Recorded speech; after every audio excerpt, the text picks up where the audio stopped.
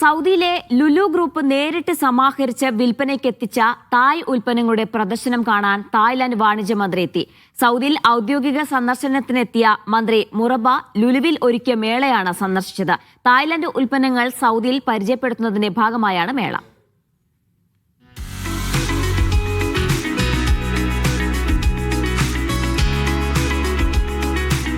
ലുലുവിൽ തായ് ഉൽപ്പന്നങ്ങളുടെ പ്രദർശനം തുടരുകയാണ്.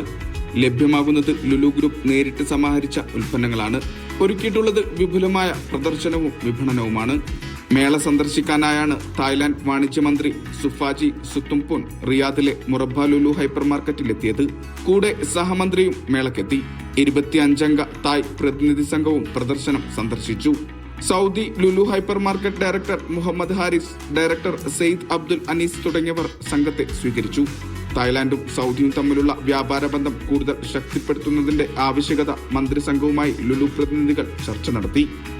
Media 1 Riyadh.